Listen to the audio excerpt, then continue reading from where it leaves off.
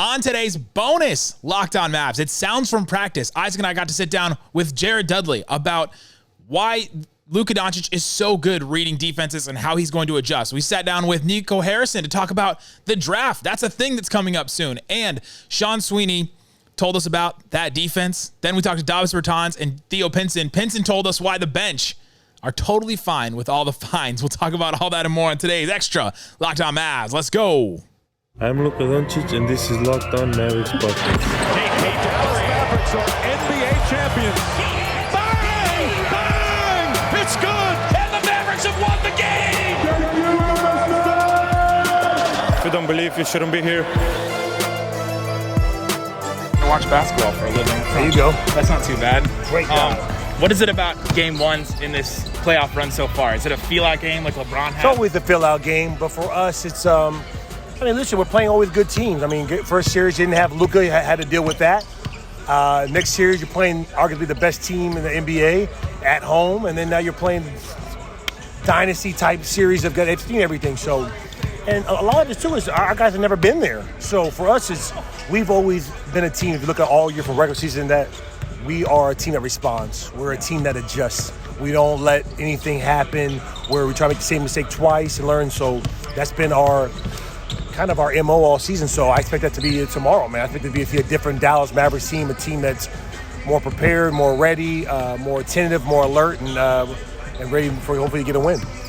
What is it about this team that can come back from? They had the most comebacks from down 10 in the NBA this year. You guys come back from down to 2-0 in series. Is it the coaching staff making adjustments to players? I think it starts with J. Kidd. I think he's just demeanor. He's calm. Nothing phases him. Yeah. He gives some total confidence. When we come into the locker room, we want to know what's going on, ask questions, let's fill it out. Let's not leave anything unattended when it comes to what needs to be prepared-wise or what people's feeling out there in the court. And then, I think it has to do with coaching staff making adjustments and then player personnel. It's a players' league, man. Starts with Luka, starts with this team where they don't get too high on wins, don't get too low on losses, and respond, man. It's so even keel, man. Like if you look at them, the personalities, man, there's no waves in this team. It's just really even keel. Draymond is a guy that people talk about. He can call out coverages and he'll say what the team is going to do. Yes. What does he do on the court? Like, what do you see him doing or hear him saying? Yeah, he uses his IQ and adjusts. He's the quarterback. He's the one that's telling him Steph Curry to go when we're attacking him.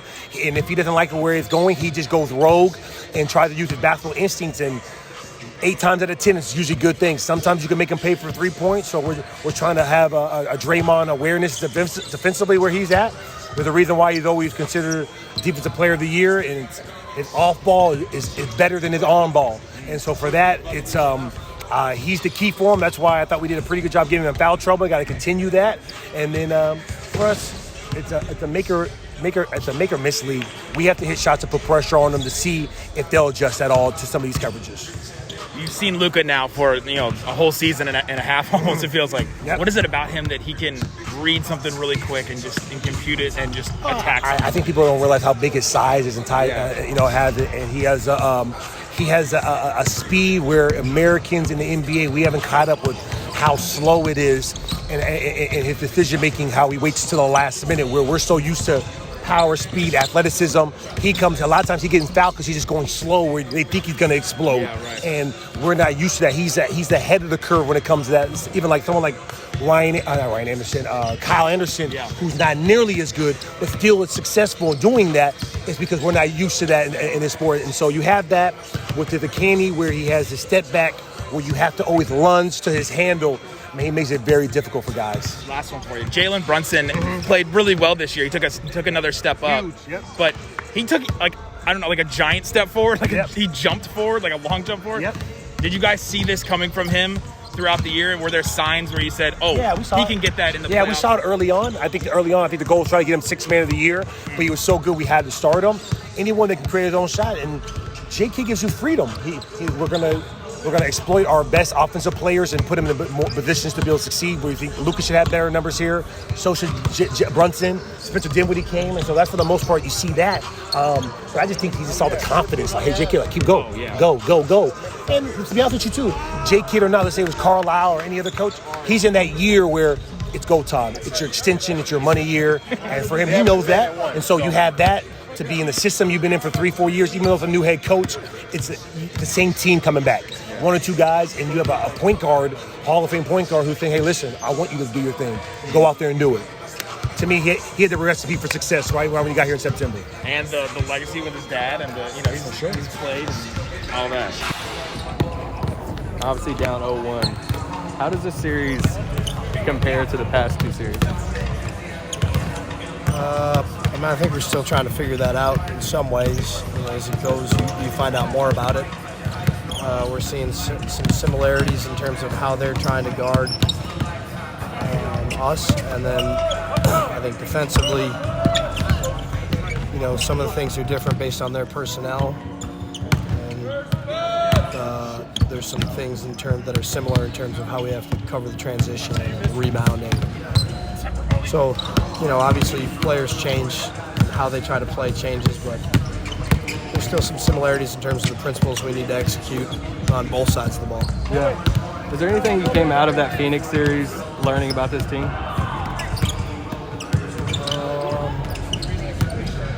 I think,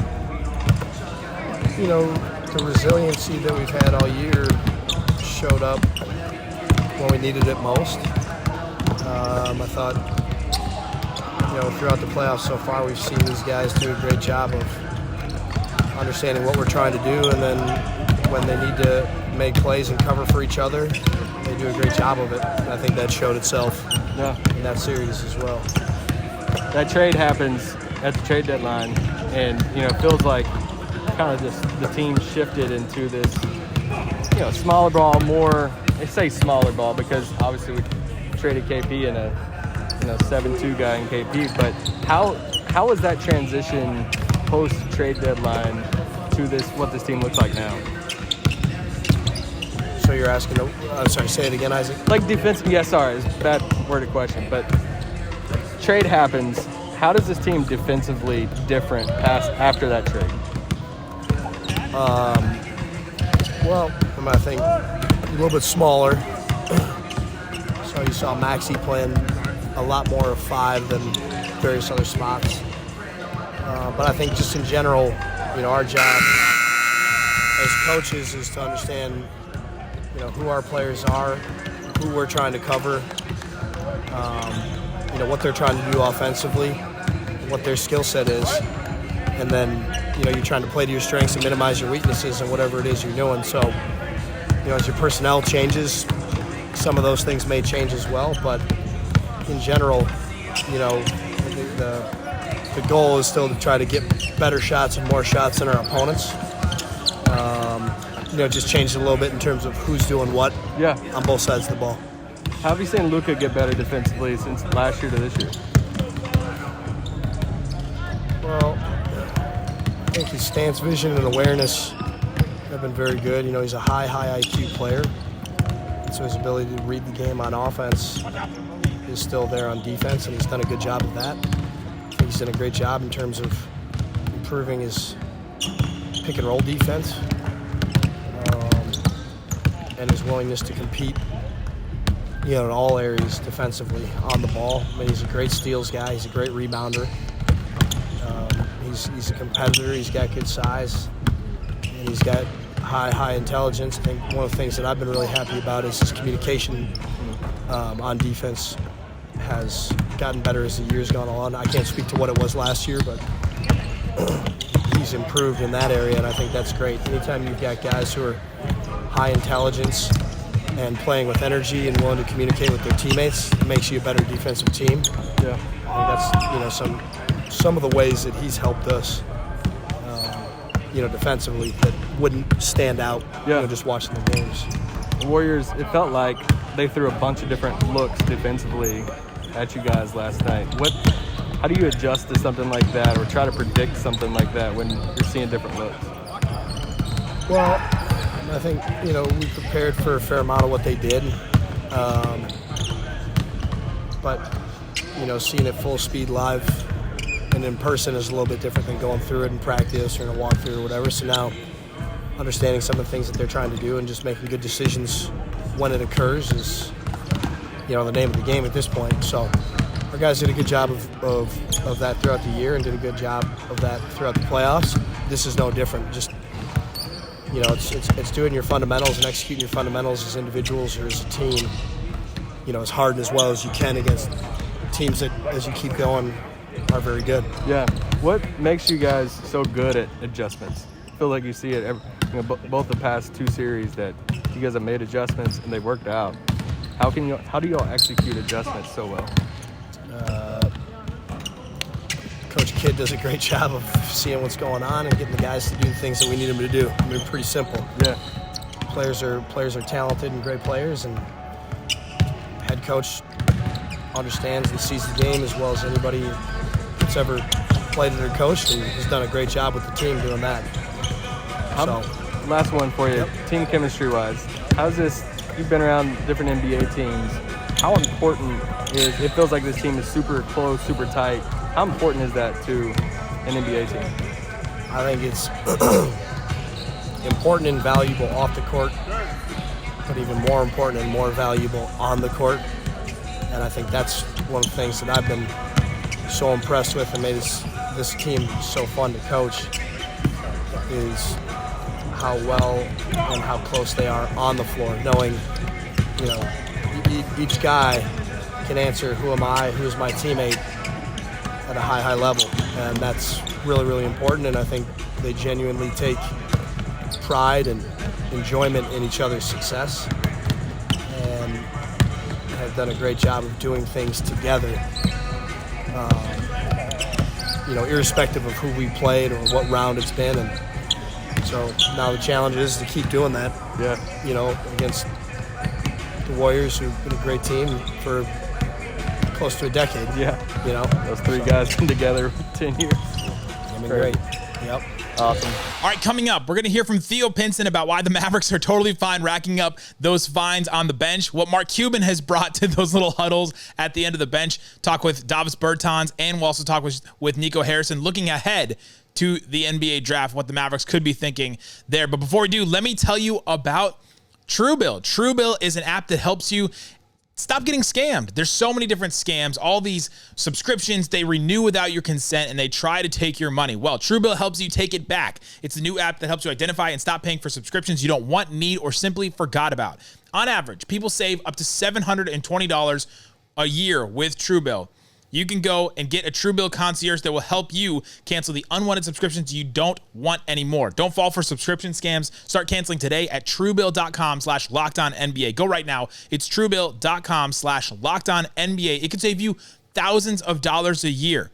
All the different subscriptions that we have, you have to know what you're up against. So go ahead, check out truebill.com/LockedOnNBA. We also want to tell you about Sakara. It's a wellness company anchored in food as medicine, on a mission to nourish your body through the power of plants. It's all plant-based, organic stuff, plant-rich, transformational nutrition programs.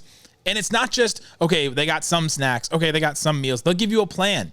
They sent me a box and it had, okay, here's a dinner for tonight. Here's a breakfast for tomorrow. Here's a lunch for tomorrow. Here is a dinner for tomorrow. It gave me this breakdown, and they can give you that exact same thing at Sakara. Looking your best and feeling your best shouldn't mean deprivation. Instead, choose joy and abundance. Sakara's nutritional program is destined to help you, designed to make you, help you cultivate body intelligence so you can nourish your body and get the results that you want. So act right now. Sakara is offering our listeners 20% off with their first order when they go to sakara.com/LockedOn20. That's Sakara, SAKARA.com/LockedOn20, the number 2 and the number 0 to get 20% off your first order. Sakara.com/LockedOn20. How you feeling now that we're making a long playoff run? Well, I don't have anything to compare it to, but I mean, obviously the feeling is amazing. I love, the city. You can just feel the energy in the city. You can feel the energy from the team, and so you can tell how much it means to everybody. Yeah. When it comes to roster, how the roster is now, you play against 2, if we want to say traditional bigs, and Gobert, DeAndre Ayton. Now you're playing the Warriors that has Kevon Looney, but they like playing small sometimes too. Is there anything about this playoff run that has either changed or reinforced an idea on roster building going forward? The biggest thing for me is that you got to let this team finish out, who they are. Yeah.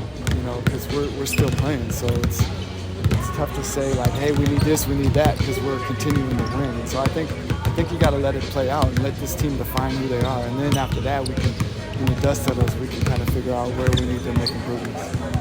What'd you learn about this team in the Phoenix series? That we're really connected. I knew that, but it showed that we're really connected and we play for each other, we fight for each other, and we're never out of it. How is this Warriors team different than Phoenix? It's a different makeup. The team is just completely different. The makeup of the team is completely different. But not bad or good, just different. Yeah. Going back to trade deadline, you obviously make this massive trade. Some people, media's like, oh man, their ceiling went down, and they changed up the whole makeup of the team. And how did it play out like you thought it would, or better than you thought it would, or what's your thoughts now, months removed from that trade? Yeah, it definitely worked how we hoped it would. Yeah. Maybe better than we hoped it would, but we're optimistic. So we made the trade thinking that it was going to help us. Yeah. We didn't make the trade thinking that it wasn't, but you never really know. And the fact that it kind of played out how we hoped it would is a good thing. You guys liked Spencer Dinwiddie for a while? Yeah, Spencer was a guy. He was a free agent last summer, so he was a guy that we looked at. But it's hard with a guy coming off of an ACL. Yeah. How having a third ball handler, creator like Dinwiddie with Brunson and Luka, how's that just changed the offense? It's been great. It just gives us so much optionality, of the lineups that we want to use. Yeah. What about the draft coming up? How's prep for that in the midst of a conference finals? It's 24 hours in a day, so yeah. You just divide it up. We've been prepping for it. We have an amazing team that's scouted all these players, and so we've been prepping for it all year. So it's not just now that we're prepping for it. Yeah. And so eventually, at some point, we'll be done and we'll continue. But I'm watching film every day. Finley's at Chicago right now at the pre-draft camp with the rest of our scouts. So we're prepping for it. Is there anything about this playoff run that impacts anything about how you approach the draft? I don't think so. I think the thing about where we pick is we're not really in control of our own destiny in terms of who we want, who we like. It's kind of like we do our work. We know who we like out of the possibilities, but we don't know who the possibilities are because we're not in control of that. What did you learn from last year's draft? I remember we talked to you right after that last draft, and you're like, hey man, this is my first time doing a draft. It's exciting. Now it's second round at it. What did you learn from it? I think the biggest thing is do your homework early, prepare early.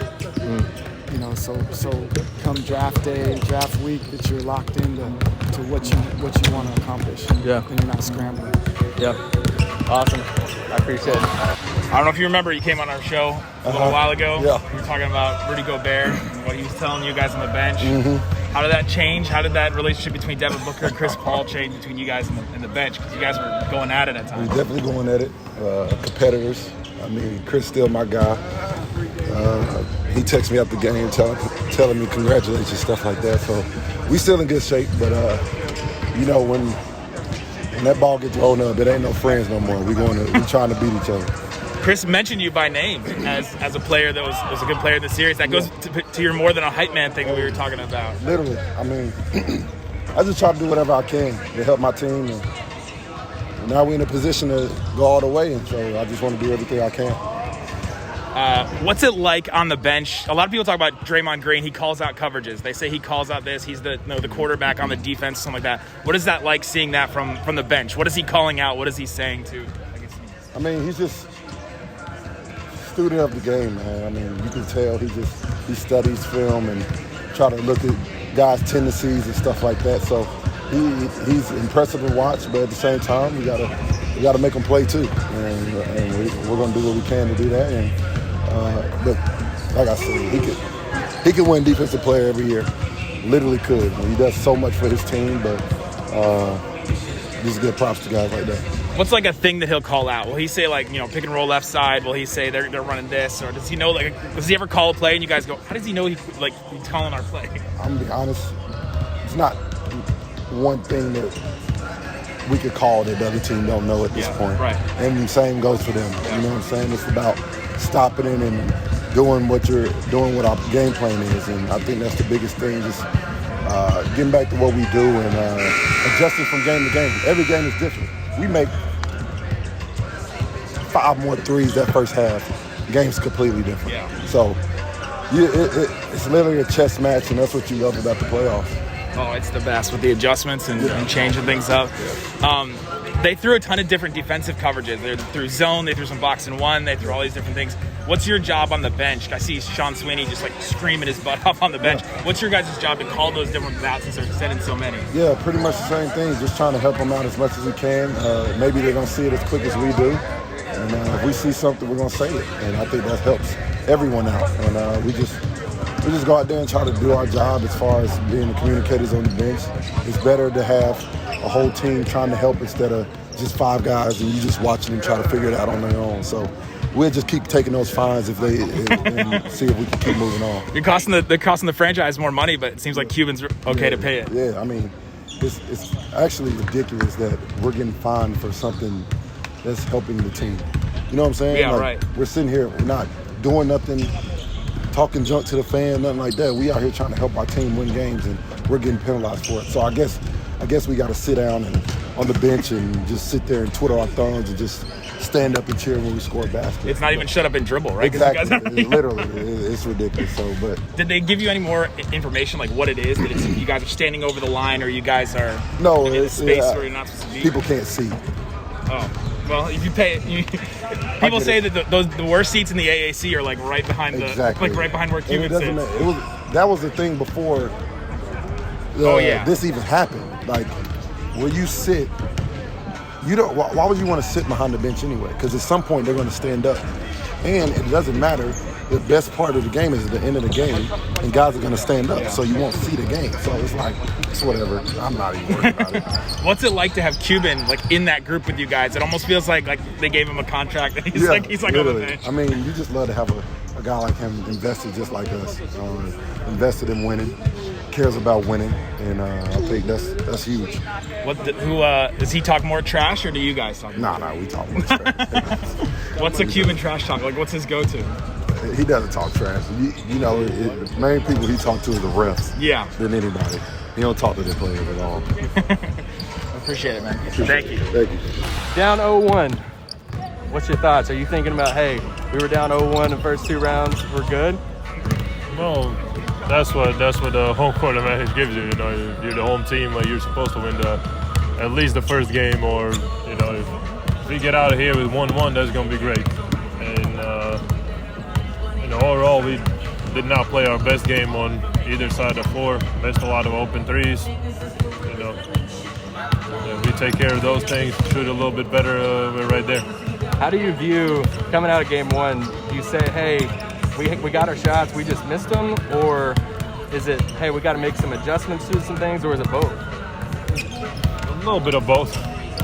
One is making shots, the other one is we still can do a lot better job offensively of even getting more good looks on offense, getting some easier ones maybe in the paint. Yeah. And then, of course, defense and rebounding and just effort getting back, because you can't let this team run and shoot transition threes all game. Yeah. How are you feeling? You're, months into being in Dallas, being a Maverick. Obviously, the trade happened at the deadline. And how's your thoughts now being a Maverick? Well, we're in conference finals, so great. You wouldn't be in the conference finals if you're still in Washington, so that's sick. Exactly, yeah. And, I wasn't playing there, so just given the opportunity here, getting some minutes in the playoffs, and, especially end of the season, winning so many games, it just felt great. You kind of fall in love with basketball all over again. Yeah. You've had a couple different stops in the NBA. How does this stop in Dallas compared to the other stops? I would say it might be. It's hard to say. Everyone's gonna get upset if I say one place is favorite, the other one not. But San Antonio was the first place. I love the opportunity to get to play there first and then go from there is great. And then, here in Dallas is kind of similar in sense of like having to just as an organization, they're doing a great job. And plus the basketball itself is so organized and easy to understand that, in that sense, like kind of the time in San Antonio prepared me for this. Yeah. So definitely, like I've been enjoying it here, loving it here. I love the city, and kind of, I would say Dallas is a mix of both worlds. Like it's still Texas, everything. There's plenty of space, big houses, everything. At the same time as great restaurants, great food, and yeah, the team's been amazing. It's been really easy to kind of readjust and get acquainted here. Yeah. How's this Warriors team, this series, different than Phoenix and Utah? I feel like they're a lot faster. They're definitely looking to score early on offense. They're trying to get the first good look and take it. So, I think if Utah was more one-on-one, pick and roll based, Phoenix was similar, and these guys are just running around a lot more, and you can't even, relax. Any position, you can't relax for a second. What's it like game planning against Golden State compared to Phoenix and Utah in the sense of, they had Gobert in first round, they had obviously DeAndre Ayton last series, they have Kevon Looney in this series, but they like to go smaller. How's it different game plan was? I'm not gonna really say what our game plan is, but of course it's a different team, and but still, Draymond, even though if he's not a traditional big, he's still a guy that's helping a lot. So in some way, he's playing similar to the same way like Looney does, defensive end. Okay, he can take care of one-on-ones better himself, but it's more about just us. Like that's what we've been focused on since I've been here. That's all we've been focused on. And the same thing in playoffs. We play our way. We play the best of our basketball. We're always going to put ourselves in a position to win. Yeah, you play with a lot of passion, and it feels like you're always into the game. Some players are more even kill and just don't talk much. You seem like you talk and play with it. Well, I think that's just the theme across the roster. Like every single guy is on their feet and talking off from the bench on the court. That's the games that we're struggling when that talking and communication drops a little bit. And like we just always got to have that energy and even on a bad shooting day, that can put us in a position to win. That time in the Phoenix series at home, it looked like Booker came over and said something to you. Was that towards you or just towards the bench? That was towards me. I felt like he made a couple of dirty plays and shoves. I hate that stuff if you're not.